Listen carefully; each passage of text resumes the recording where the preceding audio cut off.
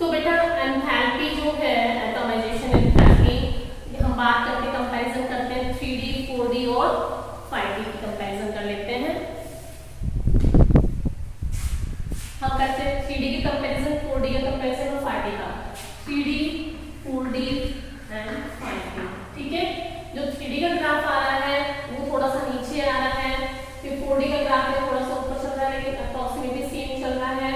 And 5D का जो graph है वो थोड़ा सा और ऊपर चलेगा, यानी कि 3D की जो एंथैल्पी पर एटमाइजेशन है वो कम है, 4D की ज्यादा है एंड 5D की और भी ज्यादा है। ये देखिए डिफरेंट कलर से आपको दिखाया गया है 3D 4D और 5D के एंथैल्पी पर एटमाइजेशन। लेकिन जो ग्राफ का पैटर्न है कम होने का फिर ज्यादा होने का, वो जस्ट कैसा गया है 3D 4D और 5D का सेम गया है। बस आपको ये देखना है कि 3D की एंथैल्पी कम होती है, 4D की और ज्यादा होती है और 5D की और ज्यादा होती है। ओके स्टूडेंट्स, नेक्स्ट है इंटरस्टिशियल कंपाउंड्स। इंटरस्टिशियल कंपाउंड्स देखिएगा क्या होता है, आपने सॉलिड स्टेट चैप्टर में पढ़ा है इंटरस्टिशियल स्पेस, है ना। तो यानी कि जब हम क्रिस्टल लैटिस बनाते हैं इन एलिमेंट्स का, क्योंकि जो आपके ट्रांजिशन एलिमेंट है सबके सब सॉलिड है, ठीक है। सॉलिड है तो एक क्रिस्टल लैटिस बनता है, एक पर्टिकुलर शेप बनती है। उनके लैटिस के खाली जगह में कुछ एलिमेंट्स आ जाते हैं, जैसे कार्बन, नाइट्रोजन, ऑक्सीजन, हाइड्रोजन, जो स्मॉल साइज एलिमेंट्स होते हैं वो उनकी क्रिस्टल लैटिस की खाली जगह में आ जाते हैं।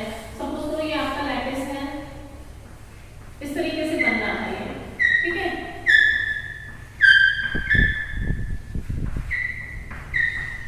तो ये जो खाली स्पेस यहाँ रह जा रहा है, यहाँ जो खाली स्पेस आ गया है उसमें छोटे साइज के एलिमेंट्स आ जाते हैं, इसलिए ये ट्रांजिशन ऐसे कंपाउंड्स, यानी कि जो प्योर एक मेटल नहीं है, उस मेटल के अंदर कुछ percent carbon, hydrogen, nitrogen, oxygen इस तरह के एलिमेंट्स भी एग्जिस्ट करते हैं, ऐसे कंपाउंड्स को क्या कहते हैं इंटरस्टिशियल कंपाउंड्स। और इंटरस्टिशियल कंपाउंड्स की उसके जो जैसे मैंने कॉपर लिया, एक प्योर कॉपर है, वो कॉपर है जिसमें इंटरस्टिशियल कंपाउंड बना हुआ है, तो उसकी प्रॉपर्टी में थोड़ा डिफरेंस होता है, उसकी केमिकल रिएक्टिविटी बढ़ जाती है, थोड़ा सा थोड़ी केमिकली इनर्ट हो जाता है, थोड़ा सा उसकी कंडक्टिविटी इंक्रीज हो जाएगी, क्योंकि जो इसके एलिमेंट्स अंदर यहाँ पर है वो इलेक्ट्रिसिटी कंडक्ट कराने में थोड़ा सा हेल्प करेंगे।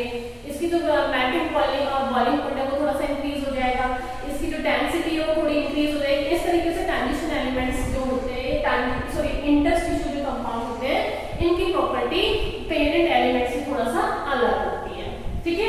नेक्स्ट है हमारा एलॉयस फॉर्मेशन। आपने देखा होगा जैसे ब्रास है, ब्रॉन्ज है, ब्रास, ब्रॉन्ज,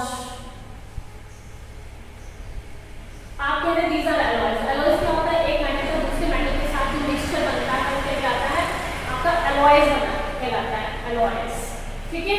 एलॉयस जैसे ब्रास एक एलॉय है, ब्रॉन्ज एक एलॉय है, तो जैसे सपोज ब्रास है, कॉपर और किसका बनता है, जिंक का बनता है, उसमें कुछ फिक्स होता है कि इतने परसेंट कॉपर है, इतने परसेंट जिंक है, ठीक है। तो इस तरीके से उनको मिक्स करके हमने क्या बनाया, ब्रास बनाया। तो अब हमने मतलब एलॉयस बना क्यों, क्योंकि जो हम उसी एलिमेंट को मिक्स करेंगे जिनका अप्रॉक्सीमेटली साइज सेम होता है, so that they can be easily mix to each other और उसमें स्पेस ना बचे। इसलिए जो ब्रास है वो किसका बनता है, कॉपर और जिंक का। कॉपर एंड जिंक का almost same size, similar in size. तो यानी कि ट्रांजिशन एलिमेंट्स एलॉयस बनाने में यूज हो रहे हैं। क्यों यूज हो रहे हैं, क्योंकि इन ट्रांजिशन एलिमेंट्स के जो साइज होता है उसमें बहुत ज्यादा डिफरेंस नहीं होता है, they have almost similar in, they are almost similar in size, that's why they are taking part in alloys formation। ये क्वेश्चन भी पीछे है कि ट्रांजिशन एलिमेंट्स अलॉय क्यों बनाते हैं, because they have almost similar in size। Next complex क्यों बनाते हैं, आपने कोऑर्डिनेशन चैप्टर पढ़ा है, कोऑर्डिनेशन चैप्टर में आप क्या देखते हैं कि कॉम्प्लेक्स बनता है, जैसे आपने बनाया कॉम्प्लेक्स किसका, कोबाल्ट का।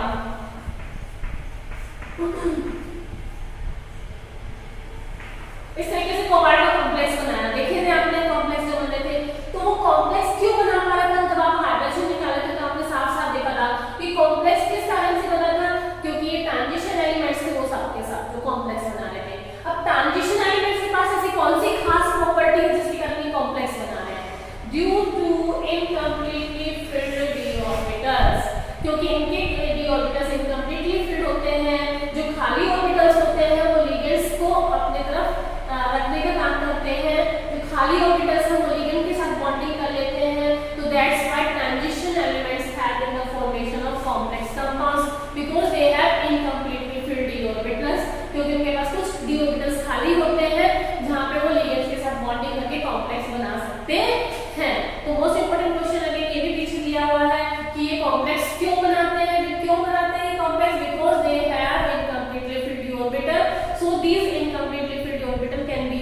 For the ligand for bond formation. इस तरीके से ये सब कुछ प्रॉपर्टीज हमें यहाँ पढ़ी है।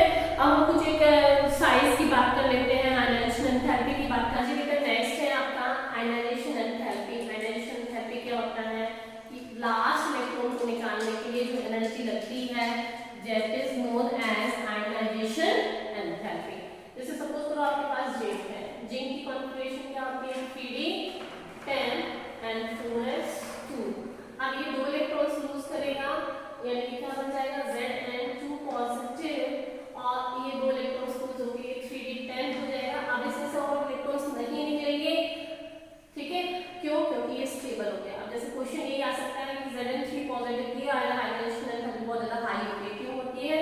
क्योंकि वो 3d10 था, स्टेबल था, टू मच हाई स्टेबिलिटी थी इसकी, उस स्टेबल कॉन्फ़िगरेशन में से इलेक्ट्रॉन्स को निकालना मुश्किल था, इसलिए Zn3 पॉजिटिव अनस्टेबल होता है। Zn2 पॉजिटिव स्टेबल क्यों है?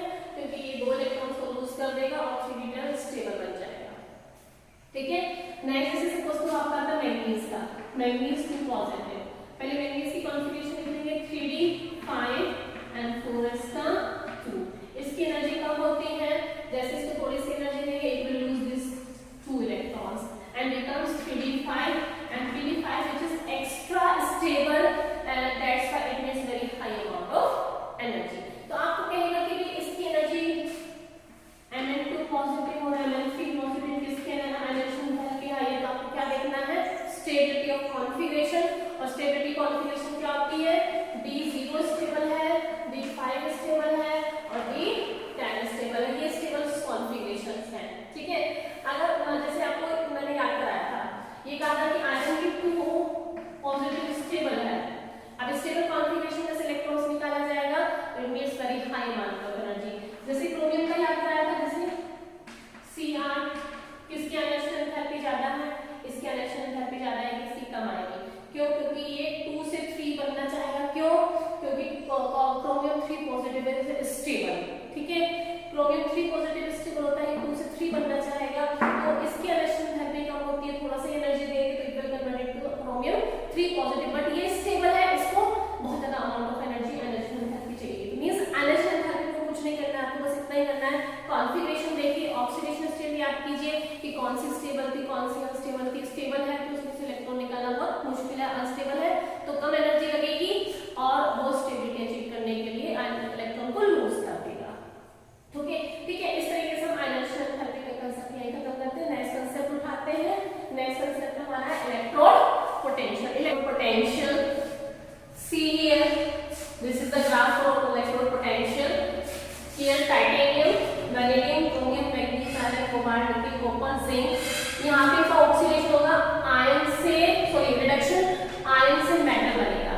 मींस आपके पास ये कंडीशन है, कोई भी मेटल है, अब वो 2 पॉजिटिव में था, अब वो मेटल बन रहा है, और यानी कि क्या हो रहा है रिडक्शन। तो ये रिडक्शन पोटेंशियल्स दिया है, देखिएगा ये वैल्यू 0 है और सभी मेटल्स की जो E की वैल्यू है, देखिए इलेक्ट्रोड रिडक्शन पोटेंशियल जो आया है वो नेगेटिव आया है, सिर्फ किसका छोड़ के कॉपर का, ठीक है।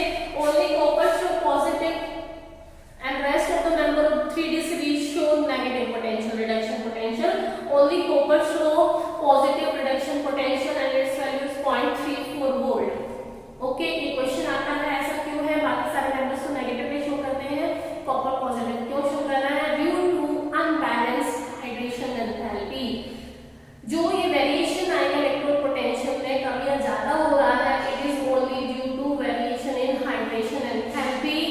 कौन सी एंथैल्पी? हाइड्रेशन एंथैल्पी पर डिपेंड करेगा।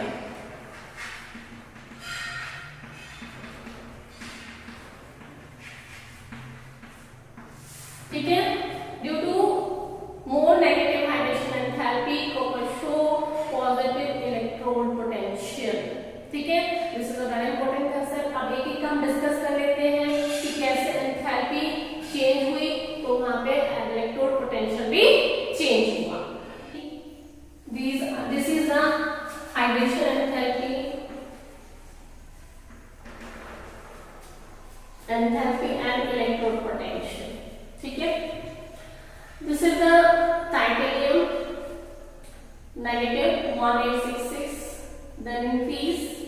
then increase, then again decrease,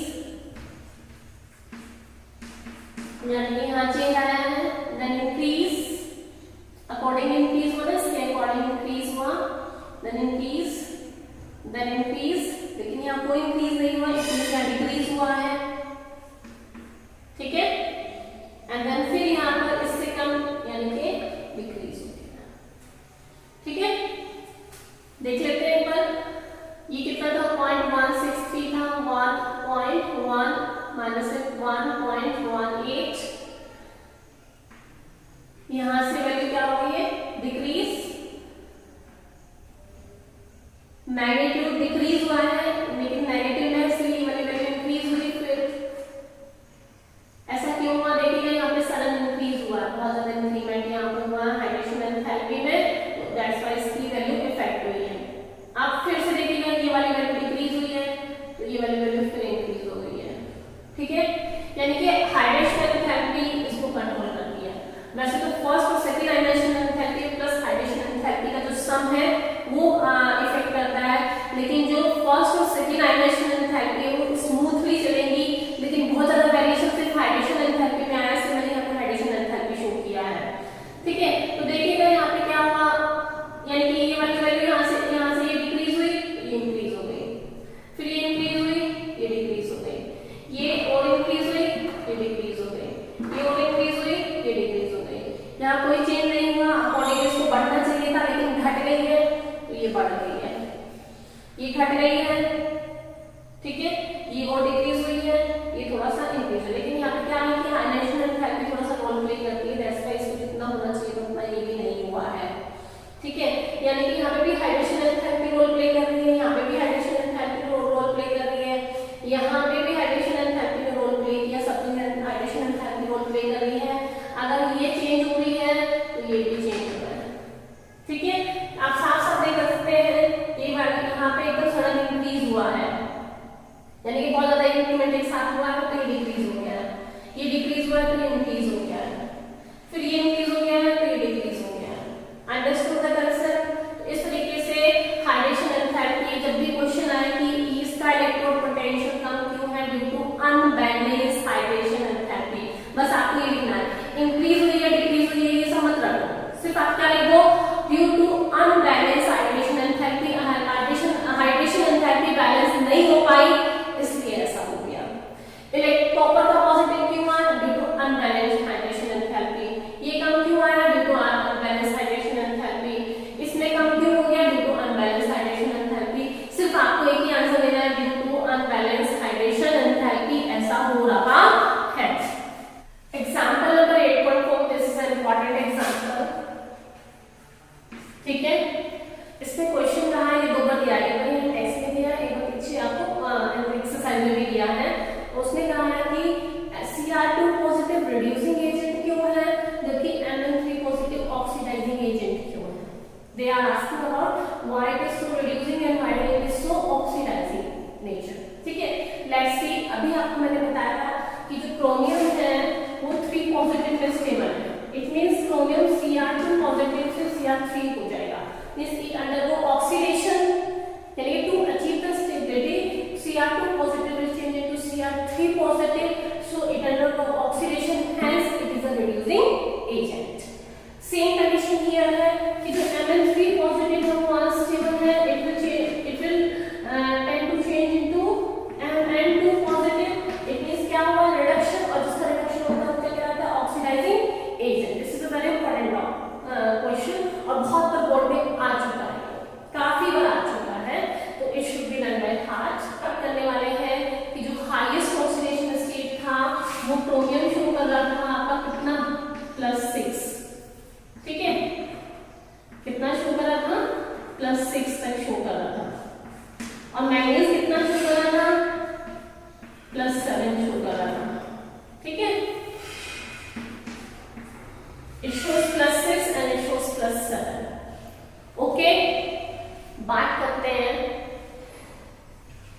कि जो ये +6 है वो किसके साथ शो करेगा, ऐसे वेनेडियम का +5 स्टेबल था, ठीक है, वेनेडियम का +5 स्टेबल था, इसका +6 स्टेबल था, इसका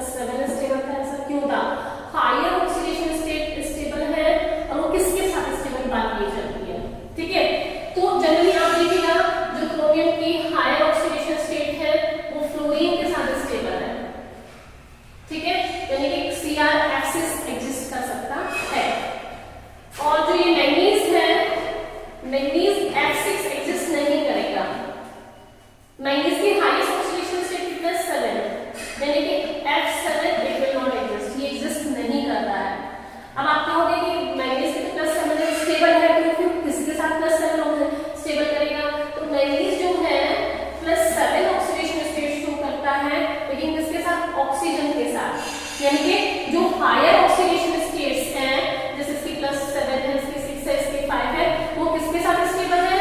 या तो ऑक्साइड्स के साथ स्टेबल है या फिर आपके किसके साथ? फ्लोराइड्स के साथ। This is important question.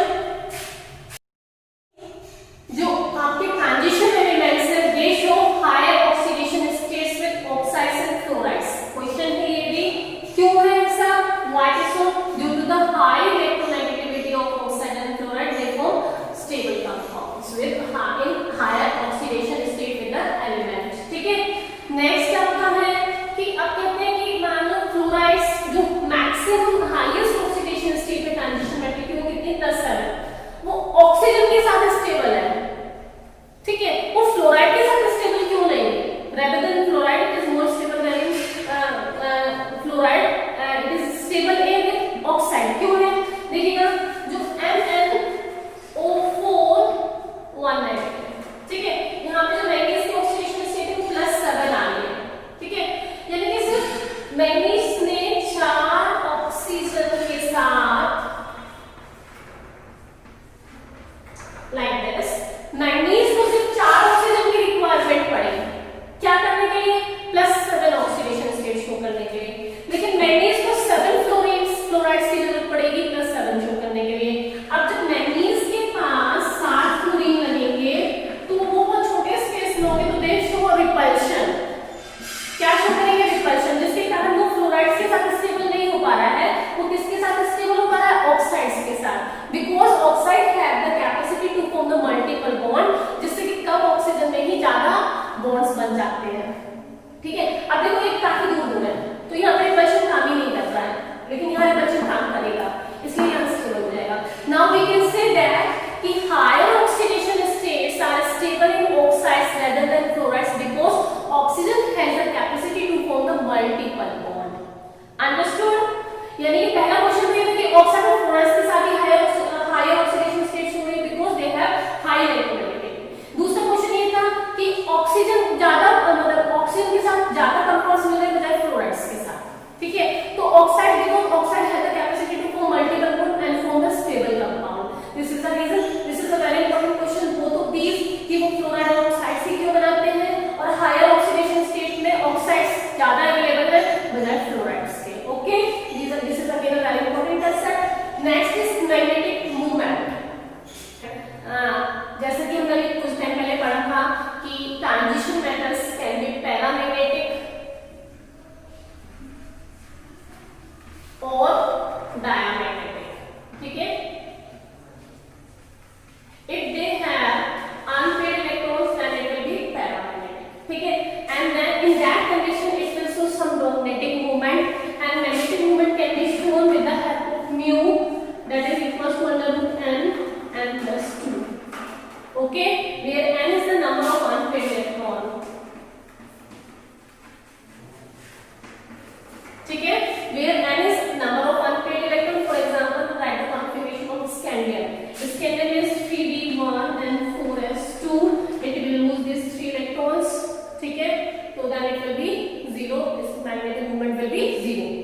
ठीक है, now titanium 3 positive, it will be 3d2 and 4s2, then it will lose 3 electrons, 2 from here। याद रखिएगा पहले s से निकालना है फिर d से, तो it will lose 2 electrons from here and 1 from here, and then it will be 3d1, it means it has 1 unpaired electrons।